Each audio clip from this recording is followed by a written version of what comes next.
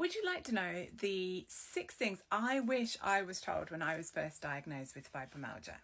For context, I have just been awarded 29 out of 60, so one of the top 60 fibromyalgia blogs globally, which is really exciting.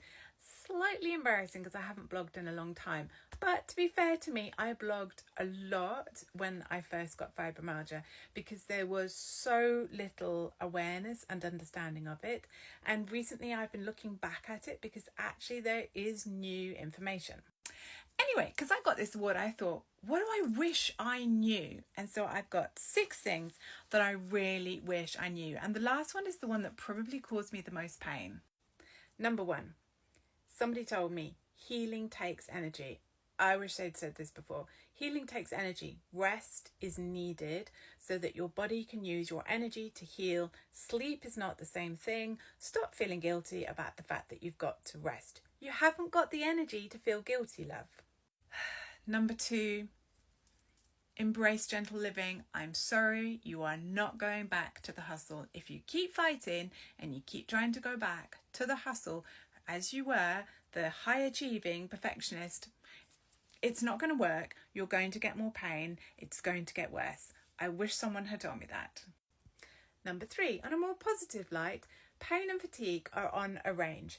Let's say that we're not trying to remove them, we're not trying to cure you, but pain and fatigue can definitely be improved. They are always on a range. The pain can always be reduced, the fatigue can always be reduced. So maybe that's what the objective is, rather than the I must fight the fibromyalgia. Now, this is really important. How do you do that? For me, journaling is key. Before you spend money on healers, therapists, doctors, different therapies, supplements, and oh my goodness, some people are well-meaning, some people are going to try and actually take advantage of you. Before you do that, embrace easy journaling and pop me a follow, because I'm going to tell you everything you need to know about it.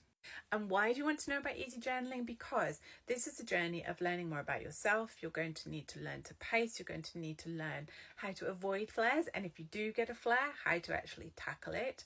And the journaling will help you to tap into your own inner intuition and wisdom instead of being disempowered by someone else. I'm not saying don't ask other people for help. I'm just saying that it's important for us to get to know each other. And I still am getting to know myself after 13 years. The next one is circulation is key. Partially in your whole life, keep everything moving, don't let things get stagnant. But most importantly, in your body, circulation is key. Keep drinking water, make sure you're breathing, learn to breathe more deeply in whatever way that you prefer. And I used far infrared when I got bedridden. I still use far infrared on a daily basis, but that was the best way for me to keep my circulation going when I was literally in bed and not able to move for 6 weeks. Finally, getting sick as a coach was awful. The coaching, healing, personal development world was not helpful. You and I did not attract this into your life because of your thinking. You didn't. Yes, I can look back and see things that it created the environment for the fibro to come into my life. Yes, 100%. But you are not going to think yourself out of this. This is not about mindset. Yes, there are useful things you can do in terms of the pain range and the fatigue range and all the rest of it. Yes, there are, and I'm happy to talk about that if you like. But there is no need to feel guilty or responsible for it. It's so difficult to tell. You did not attract this into your life. You do not need to feel blamed and shamed for attracting it. Full stop. And just because, I'm 13 years in, just because you don't manage to fix it in the drop of an eye, then it doesn't mean that you're necessarily doing something wrong, okay? There can be improvements, there can be ups, there can be downs. It's all part of the journey. And even the people who say that they have fixed themselves, that was part of their journey.